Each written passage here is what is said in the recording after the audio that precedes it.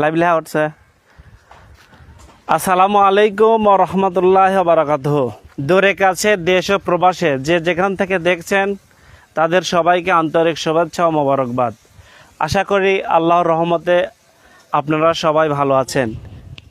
আমি এখন দাঁড়িয়ে আছি পাবনা জেলা আতাইকুলা থানা লক্ষ্মীপুর ইউনিয়নের 4 নং ওয়ার্ড অর্থাৎ শ্রীপুর পাড়ে দাঁড়িয়ে আছি। আপনারা দেখতে পাচ্ছেন ইসামতি নদীর বর্তমান খুবই ভয়াবহ অবস্থা। এই বাড়িটা হচ্ছে আমার নানার মোহাম্মদ সাত্তার খার। তার মূলত জমি যেটা ছিল, এখানে আমার খালার বাসা ছিল, অলরেডি ভেঙে গেছে।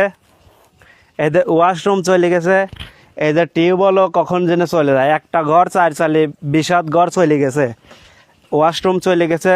ওদের ওই পাশে তারেক ঘরে একটা গোয়াল ঘর, নতুন গোয়াল ঘর করা হয়েছে, মনে হয় 1 বছর বয়স হয়েছে।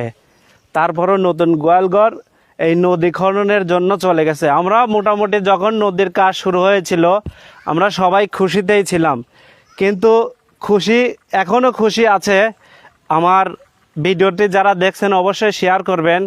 এই ভিডিওটা সাংবাদিক বন্ধুদের কাছে যদি যায়, তারা যদি আসে যে দেখে যে মূলত যাদের মূল জমি, ওই জমিটা ঠিক রেখে সরকারের পক্ষ থেকে যদি পাইলিং করে দেয় অথবা ব্লক করে দেয়, ব্লক সিস্টেম আর পাইলিং সিস্টেম যদি করে দেয় তাহলে যার যার মালিকানা জায়গায় কিন্তু তারা বসত করতে পারবে।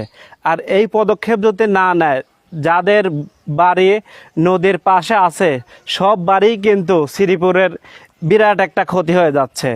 আমার নানি বাড়িতে অনেক ক্ষতি হয়েছে। সামনে হচ্ছে আর একটা মাসুদ মামার বাড়ি, অর্ধেক এক কথা নদী নিয়ে চলে গেছে। এই নদীটা ছিল একদম মরা। জাগ্রত হওয়ার পর মূল মাটি, মূল যাদের মালিকানা জায়গা যখন চলে যায় তখন কিন্তু আর কিছু করার থাকে না। তখন জনসাধারণ বা তাদের একটাই দাবি দেওয়া থাকে যে আমাদের যেটা মূল জায়গা, ওই জায়গাটা আপনারা পাইলিং অথবা পিলার করে অথবা ব্লক সিস্টেম করে দেন, যাতে আমাদের মূল জায়গাটা আমরা বসত করতে পারি। অনেকের বসত বাড়ি ভেঙে চলে যাচ্ছে।